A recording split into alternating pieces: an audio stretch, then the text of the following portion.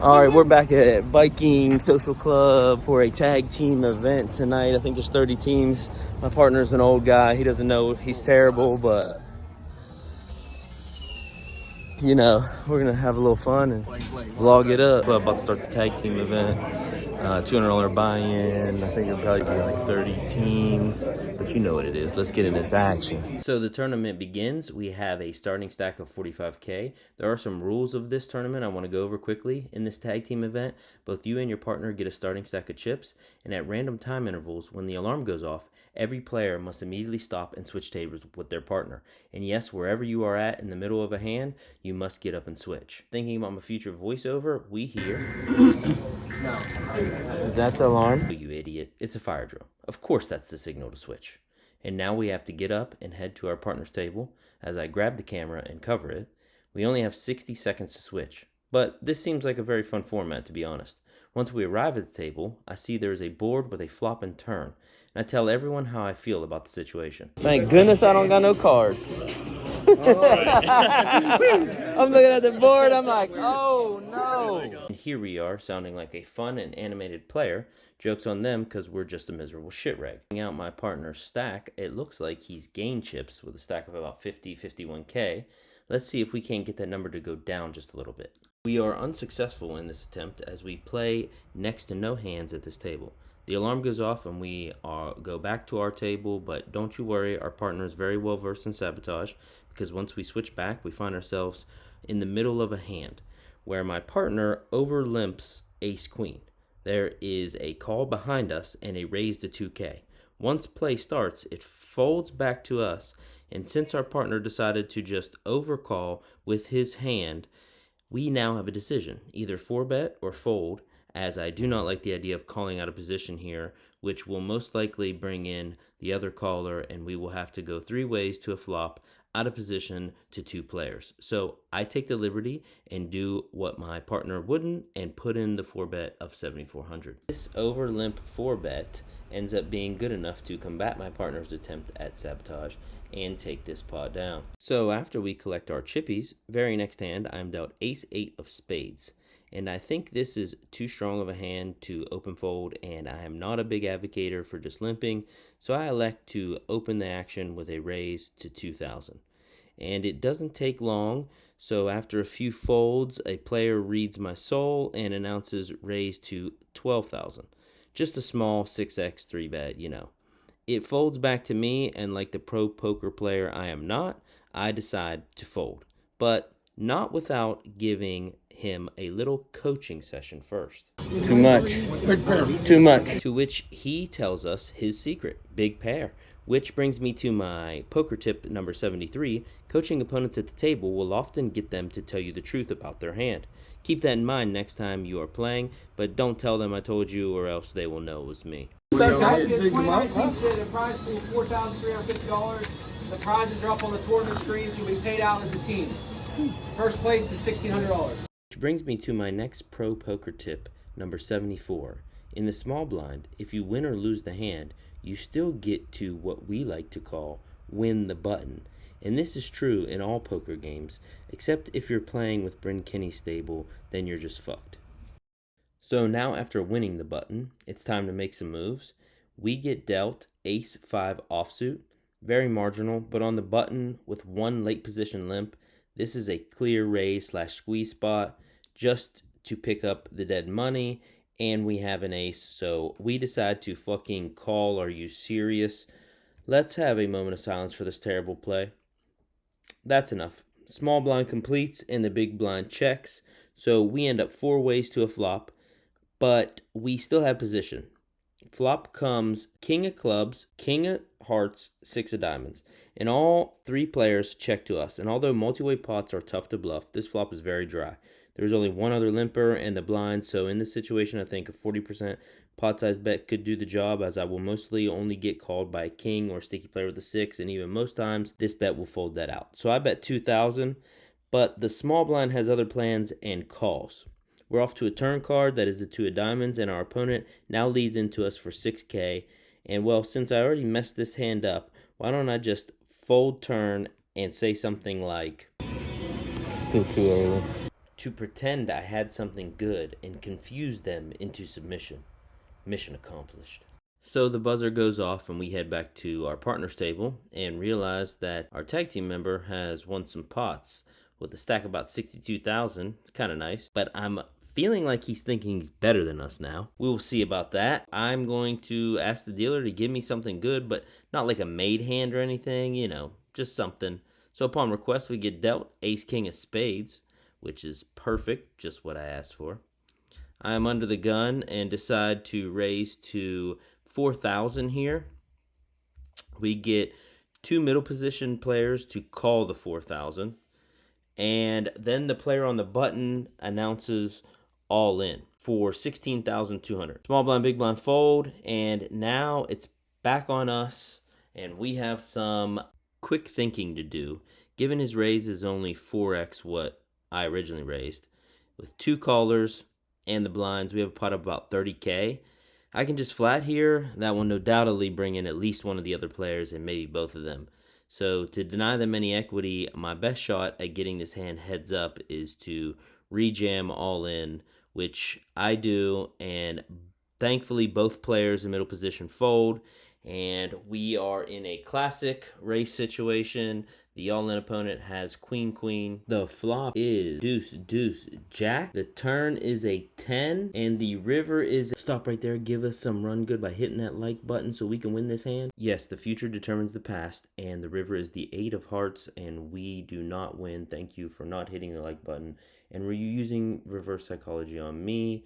Fuck. So we go ahead and give our chips away, or our partnerships or whatever, and we take one last look at the board like we could have hit a fucking ace or a king, but no, and let's move on. Okay, this next hand is very interesting. We're in middle position and look down at queen, queen, and we're like, okay, sweet, we're going to raise when we hear the dealer say raise to 6,600 from the player directly to our right. Before we can do anything, the player to our left snap calls, completely out of turn. Now I'm like, what the hell? My range for original raiser here is jack, jack plus or ace king, but outright folding two red queens pre-flop just seems far too nitty for me. We only have two options at this stack depth, jam all in or call and take a flop. Since I know the player behind me is calling, I call slightly confused. Thinking back, I should have just jammed to deny anyone behind me getting involved unless they wanted to put their entire stack in and hope for the best against the original raiser. But we decided let's take a flop and see what develops. So we call 6,600 like I said, and the player next to us calls. Now the small blind also calls, and the big blind folds. Let me know in the comments what you would have done in this situation with a player acting out of turn. We are 4 ways to a flop of 10, 5, 5, 2 clubs. Small blind is first to act, wasting no time, shoving all in for 13K. And it's now on the original raiser, and he thinks for a minute before also jamming all in. What a shit spot to be in, huh? Long story short, we are confused as hell with this whole hand. I mean, I could go over some ranges for what I think the players have, but we end up just folding. And the small blind player shows 8-4 of clubs for a flush draw, and the original raiser shows queen, queen also. Let's go ahead and watch this run out. The king of clubs on the turn, and another king on the river gives the 8-4 of clubs the win for a massive pot. As the buzzer goes off and we switch tables, let me know what you guys think about that last hand. Was this the right play pre-flop? Was this the correct fold post-flop? What would you guys have done in that situation? So we're back at the table we started with, and we get into some spots here. The first playable hand we pick up is ace-4 of spades. I know you can't see it, sorry about that. It folds to us, and we open the action in middle position with a raise to 2,700. There are 3 folds, and now the button is to act. The button seems like he's confused on what he wants to do here. Maybe it's my bet sizing. Maybe he didn't expect me to raise, but he pauses, thinks, and checks his cards for a second time. To me, this is a sign he wanted to play for a smaller amount, but ends up calling. The small blind and big blind fold, and we are going heads up to a flop. Ace, 10, queen, 2 diamonds. A pretty wet connected board, but we did pair our ace. Not the best board for us to have top pair, so we will probably proceed with caution, and I think a check here is best. I don't want to bet out and get raised, as I can have the best hand here many times. So we check it over to villain. Now he decides to overbet the pot with a bet of 10K. I think when facing this kind of bet, it's important to note the kind of player making the bet and the way he makes it. He is mid-50s, very loose action so far, and he didn't take very long to make the bet, which seems to me like it wasn't purposeful to overbet the pot. And his decision was just kind of to throw out a bet since we checked to him. With a board of all high cards, this seems pretty reasonable. He could be betting lots of draws, combo draws, a pair of queens, maybe even complete air, just trying to take the pot down. With this in mind, I'm not ready to let top pair go, so we call and take a turn. The turn card is the 6 of spades, no extra help for us, but doesn't change anything from the flop either. Giving him the same range as the flop, I think we're still best, so I decided to check it over to him, and at this point, we're pretty much turning our hand into a bluff catcher. Clearly, we only have 30K left as our chips are spread, and the villain very quickly overbets the pot again, putting us all in.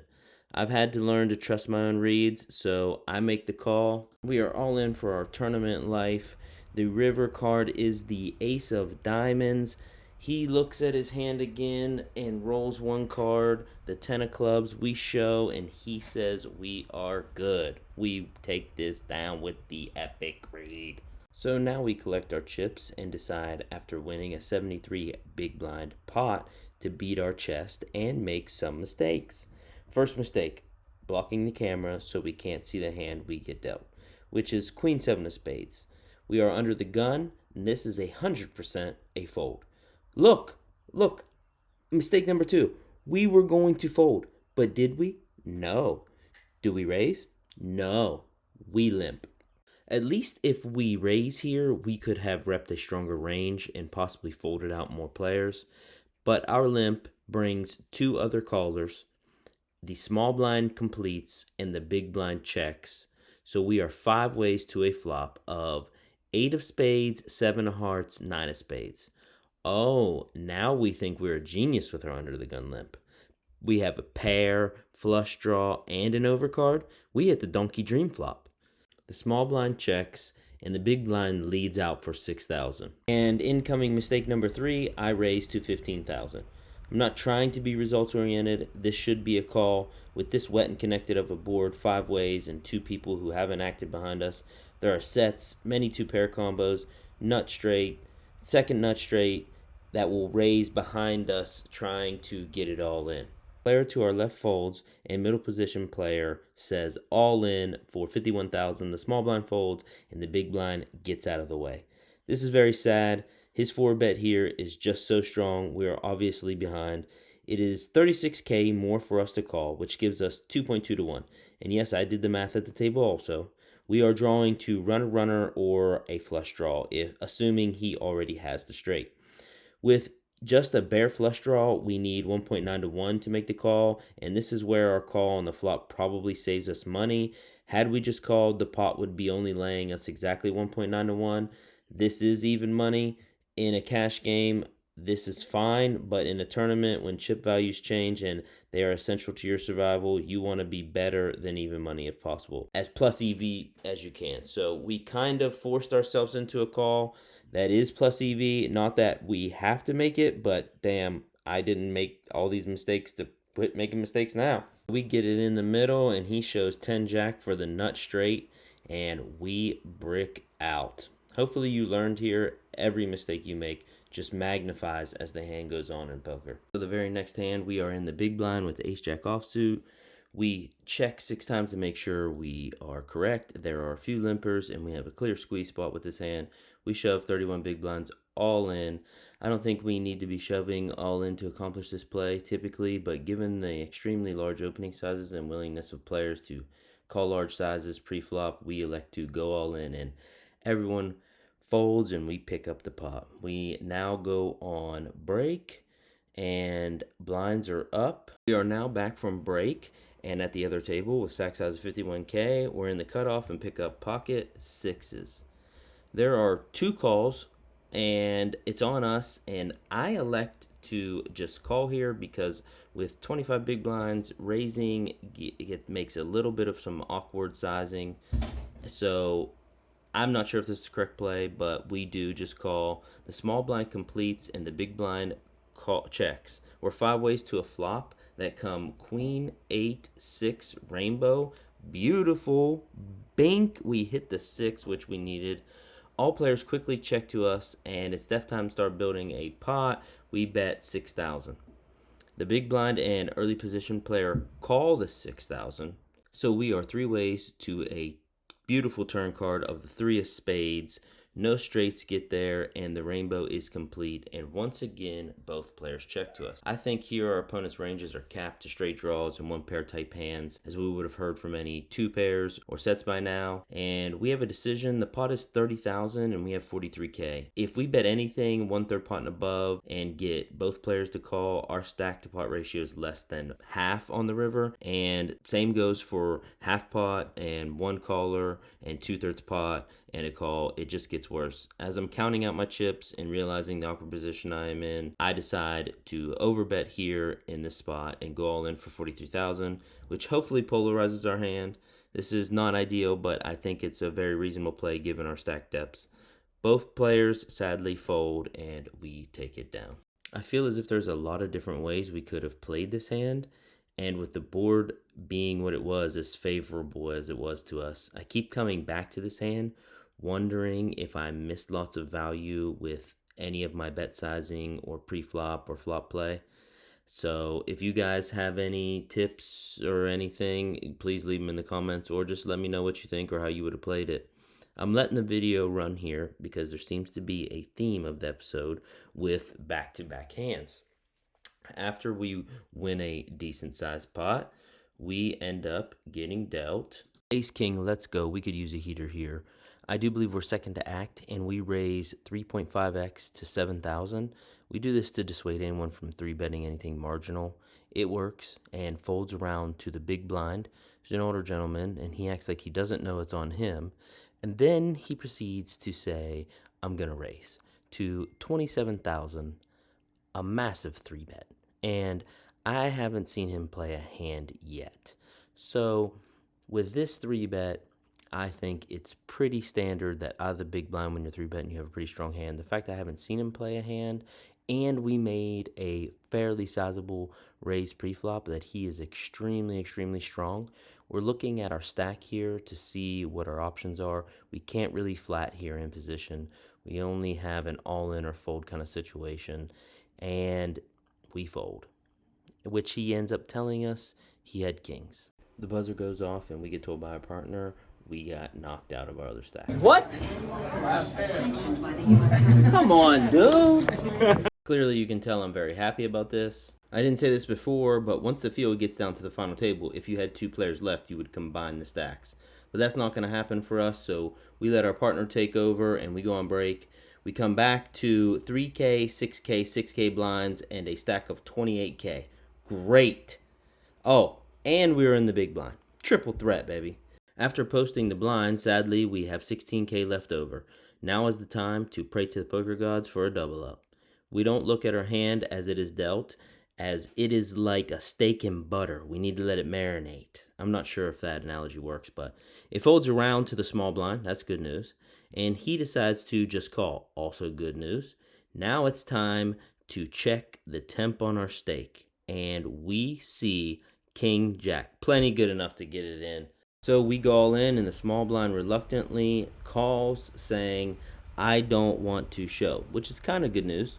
He ends up rolling over 10-4 offsuit, and we are off to the races. I apologize for not grabbing the camera here to see the run out, but we hit a jack on the turn to seal the deal and double up. Phew! The buzzer goes off very quickly this time, so this is the only hand we play.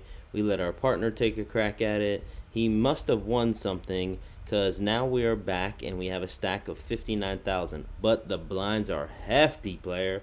6, 12, 12, and we are under the gun. We only have one move, so let's hope we get dealt something good. God, is that you? I can't say the words fast enough. All in for sure. Let's go. No one called, but we did pick up the blinds, which will be much needed considering we're only about 6 big blinds. And we're off to the next hand. We collect our chips and get dealt 8-3 offsuit in the big blind, and we try to squeeze out pocket fours in the small blind, but it's just deuce 4, and we fold. Now we are on the button, and once again, no luck. Come on, we're trying to run up a stack here. We got 6 big blinds. We're on the cutoff. Okay, the first card looks good. Let's take a closer look. Yes, definitely here. There is a raise in front of us to 27,000 by middle position. The hijack folds, and we are clearly jamming here. We go all in. Small blind, big blind fold, and the original raiser rather quickly calls, and here we are off to a run out. He shows us pocket 8s for a classic flip. We actually lift the camera up this time so you guys can watch with us. The flop comes 9, king, deuce. Bingo, deuce on the turn.